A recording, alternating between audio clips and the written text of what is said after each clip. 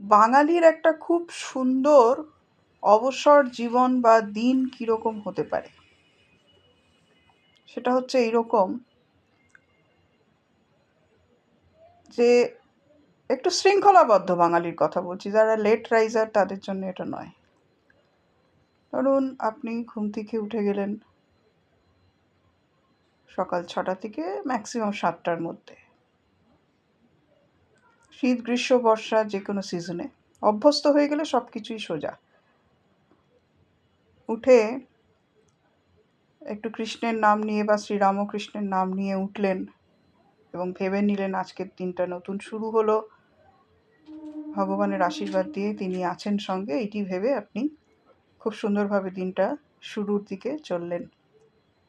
এরপর একটু ফ্রেশ হয়ে নিয়ে আপনি সোজা চলে গেলেন আপনার ঘরের যে ঠাকুর ঘর, সেখানে কাল রাত্রে ভগবানকে যে শয়ন দিয়েছিলেন, সম্ভব হলে একটা ফ্রেশ হওয়ার পর একটা পাট ভাঙা না হলেও খুব সুন্দর একটা কাঁচা পরিচ্ছন্ন পোশাক পরেই ঠাকুরকে শয়ন থেকে তুললেন, বা ঠাকুরকে যে পর্দাটা দিয়ে দিয়েছিলেন সেটি খুললেন, ঠাকুরের শ্রীমুখ দর্শন করলেন,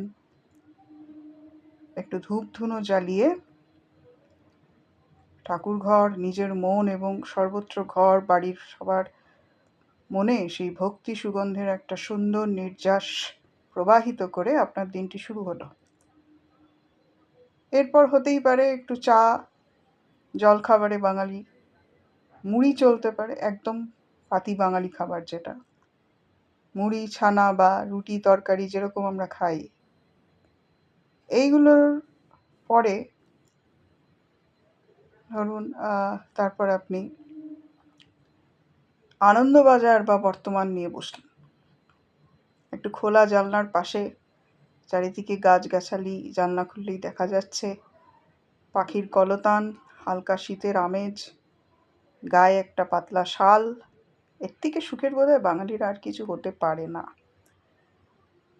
এবার প্রথম পাতাটি বাদ দিয়ে দ্বিতীয় পাতাটিকে পড়া শুরু করলেন। তার কারণ প্রথম পাতায় আজকাল খবরগুলো অধিকাংশ সময়ই ভালো থাকে না। বুদ্ধিমান বাঙালি অবশ্যই সেটা বোঝে এবং আশা করব তারা সেটা স্কিপ করে যাবে। দ্বিতীয় পেজটি থেকে পড়া শুরু করে আপনি মানসিক দিক থেকেও একটু হালকা হলেন। কিছু ভালো নিউজ নিশ্চয়ই থাকবে, অন্য রকমের নিউজ, সোনার উপর দাম, তারপর প্রকৃতির কতটা শীত পড়বে না পড়বে, সূর্য উদয় সূর্যাস্ত, এইসব দেখে আপনি খবরের কাগজটি পড়া শুরু করলেন। এবং যখন অনেকক্ষণ পড়ার পর উঠবো করছেন, এক ঝলকে না একবার একটু প্রথম পাতাটা দেখেই নিলেন, সেরম না হলে ডিটেল পড়ার দরকার নেই। বুদ্ধিমান বাঙালি। তারপর হয়তো আপনি ফ্রিজটি খুলে এনে রাখা মাছগুলি বার করলেন, সেটা হতে পারে ভেটকি, রুই, কাতলা। তার সাথে যত সবজি আছে, আলু, পেঁপে, ফুলকপি, কড়াইশুঁটি, সব কিছু কাউকে দিয়ে কাটিয়ে বা নিজে কেটে বেশ একটা ফুরফুরে মেজাজ নিয়ে ভাবলেন যে আজকে জিরে আদা বাটা দিয়ে একটা হালকা অথচ সুস্বাদু ঝোল সব সবজি দিয়ে মাছের দুপুরে বানানো হবে। সাথে যদি একটু বেগুন ভাজা বা কিছু থাকে তো কথাই নেই। এইসব দিয়ে আপনার রান্না সম্পন্ন হলো। এবার স্নানের পালা। স্নানটি খুব সুন্দর করে সেরে আপনি ফিরে এসে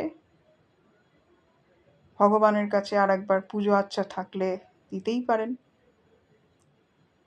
খুব সুন্দর করে ভক্তিভরে পুজো আচ্চা সেরে ঠাকুরকে ভোগ দিয়ে আপনি নিজেরও যে আহারাদির দরকার সেটি করে নিলেন এবং অত্যন্ত তৃপ্তিশ্বাসে মাছের ঝোলের আস্বাদ নিতে নিতে আপনি হাতে একটি রবীন্দ্র রচনাবলী বা বঙ্কিম সাহিত্য নিয়ে পড়তে শুরু করলেন। দুপুরের